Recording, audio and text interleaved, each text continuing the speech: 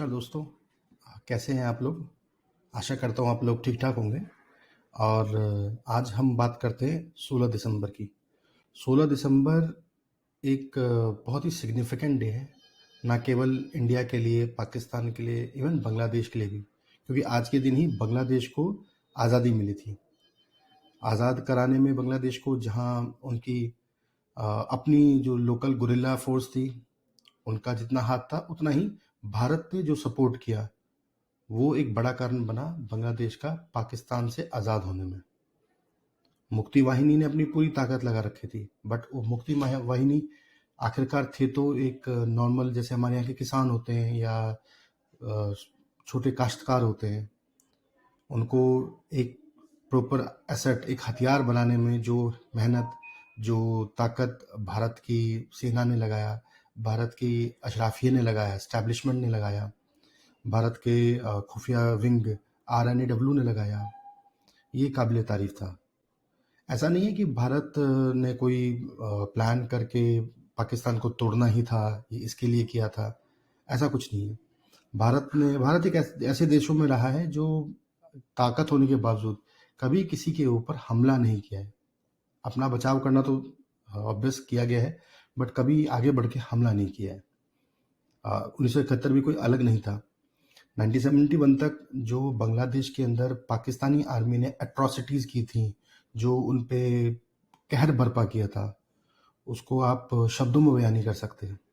जो हत्याएं, जो महिलाओं के साथ बलात्कार हो, या पॉलिटिकल मर्डर्स, उनको, उनके नेताओं को जिस तरह से ट्रीट किया गया, ऐसा लगता ही नहीं था कि वो पाकिस्तान का ही हिस्सा है। जैसे हम कई बार कहते हैं ना, द्वयम लेवल के हमारे लोग होते हैं, या हम उन्हें ट्रीट करते हैं, दूसरे दर्जे का ट्रीट करते हैं, तो वहाँ पाकिस्तानी आर्मी, पाकिस्तानी गवर्नमेंट ने, अशराफिया ने, या इन लोगों ने जो जिस तरह से लोगों को ट्रीट किया, जिस तरह से बांग्लादेश को, बांग्लादेशियों को जिस तरह से प्रताड़ित किया गया, उनको परेशान किया गया, मारा गया, वो मतलब ह्यूमनली बस आप उसको बयान नहीं कर सकते। और इसी का कारण था कि जब 3 दिसंबर को भारत पाकिस्तान का युद्ध शुरू हुआ बांग्लादेश के नाम पर, या ईस्ट पाकिस्तान उस टाइम हम कहते थे, उसके नाम पे जब युद्ध शुरू हुआ, तो इंडिया ने ईस्ट पाकिस्तान के साथ में खड़ा होना पसंद किया और सपोर्ट भी किया। उन कमज़ोर बांग्लादेशियों को जो उस टाइम दबाए गए थे वहाँ पर, उनको सपोर्ट करने के लिए, उनको उठाने के लिए। और 16 दिसंबर 1971 में पाकिस्तान की आर्मी ने सेकेंड वर्ल्ड वॉर के बाद सबसे बड़ा सरेंडर, 93,000, 93,000 लोग, 93,000 सैनिक, ट्रेंड सैनिक, हथियारबंद, हथियार, गोला बारूद सब कुछ होते हुए भी, और जस्ट विल पावर, कमज़ोर इच्छा शक्ति, यही कह सकते हैं हम, लैक ऑफ ट्रेनिंग कह सकते हैं, जो उन्होंने हथियार इतनी आसानी से डाल दिए।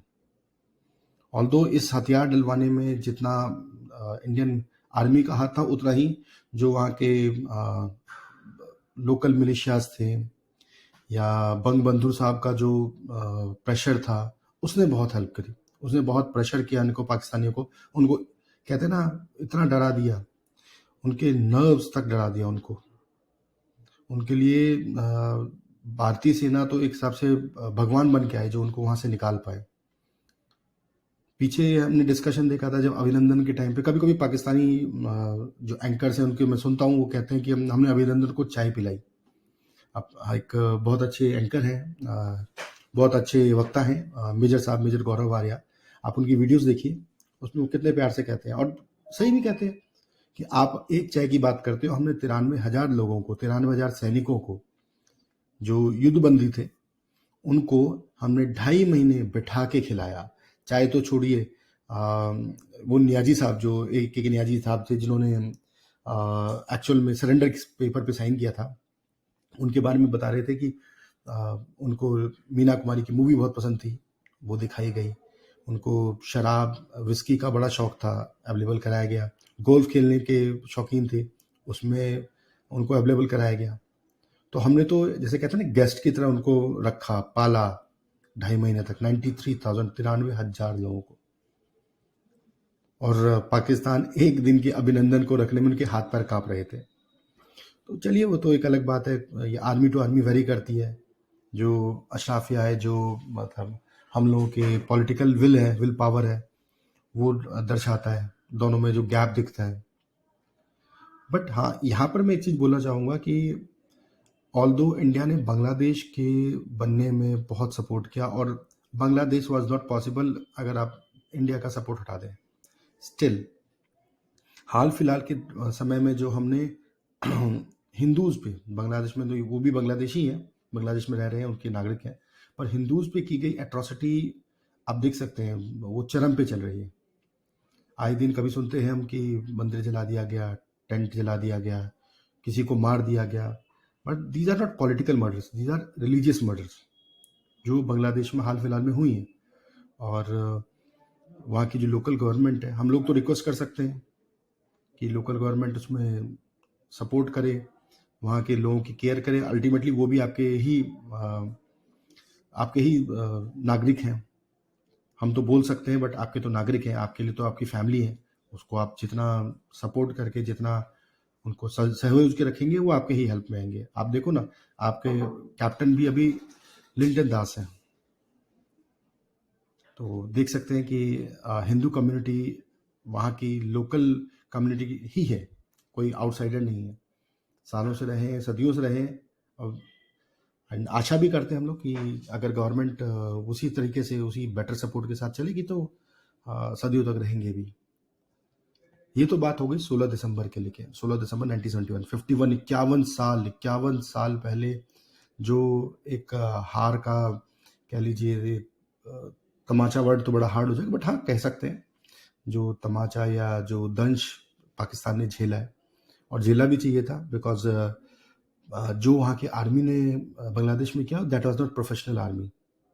वो तो एक जैसे मिशनरीज कहते हैं ना, मतलब peoples who are hired gun, जिनको पैसा देके खरीदा जाता है, कुछ इस तरह का ही इन्होंने ट्रीटमेंट दिया वहाँ के आम और एक्चुअल जनता को। आपको पता है पाकिस्तान 1947 बना है, पर बंगाल बांग्ला बोलने वाले लोग ये तो सैकड़ों हजारों साल से रह रहे हैं। वो इसी एरिया में रहते हैं, उसी तबके में रहते हैं, वही जोग्राफिकल एरिया है। वो पाकिस्तान की तरह कहीं टूट के नहीं बने, वो तो पहले से थे वहाँ पे। और इन लोगों ने, इन पाकिस्तान के उस समय के आर्मी ऑफिसर्स कह लीजिए, पॉलिटिशियंस कह लीजिए, उन्होंने जिस तरह से उन लोगों को दबाने की कोशिश करी, आज भी कोई सुधार नहीं आया है। आप देखें बलूचिस्तान में भी सेम हाल है। आप हमारे बलूची भाई जितने हैं उनका दर्द देखिए। अभी 2-2.5 महीने पहले मैंने एक न्यूज़ देखा था कि एक पर्टिकुलर हॉस्पिटल के ऊपर सैकड़ों की तादाद में बॉडीज मिली हैं। ऑल्दो इन लोगों का कहना था कि मोस्ट प्रोबेबली ये बॉडीज जो हैं वो जो हम कहते हैं ना मेडिकल टेस्टिंग या मेडिकल उसके लिए पर्पस के लिए यूज़ होते हैं, एजुकेशनल पर्पस के लिए, वो हैं। बट वहाँ के बलूच लोगों का कहना है कि नहीं, ऐसा नहीं है। जहाँ तक हालात देखे जा रहे हैं, जहाँ तक बॉडीज़ की स्थिति देखी जाती है, ऐसा लग नहीं रहा है कि ये मेडिकल यूज़ के लिए यूज़ किया गया है। ये तो बेसिकली मैं कहना नहीं चाहूँगा, बट ऐसा लग रहा है जैसे मतलब लोगों को मार के डाल दिया गया है, फेंक दिया गया है। सो अल्टीमेटली अगर हम आज के सिनेरियो में देखें तो वो बलूचिस्तान में भी तो सेम कर रहे हैं जो बांग्लादेश में किया करते थे।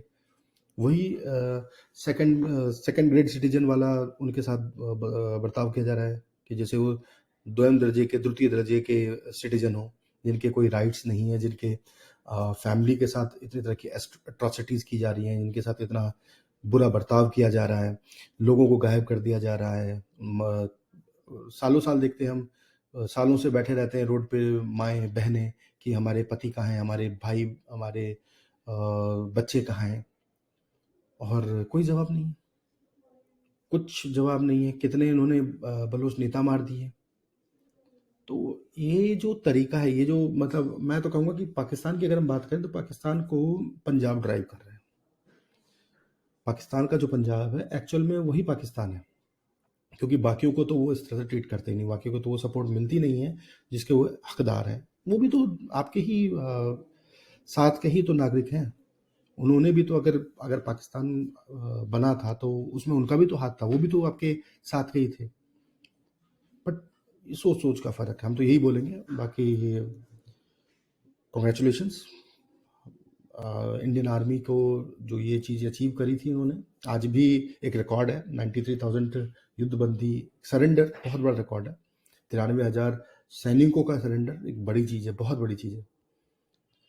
तो वो पूरा एक देश के आर्मी को बैठवा लिया आपने, सरेंडर कर लिया। कभी आपको मौका पड़े तो जो लेटर ऑफ सरेंडर है उसे पढ़िएगा, क्या लैंग्वेज और क्या लिखा गया है, पढ़िएगा। आपको लगेगा कि हाँ, हमारी आर्मी, हमारे देश की सेना ने क्या कमाल किया था उस ज़माने में।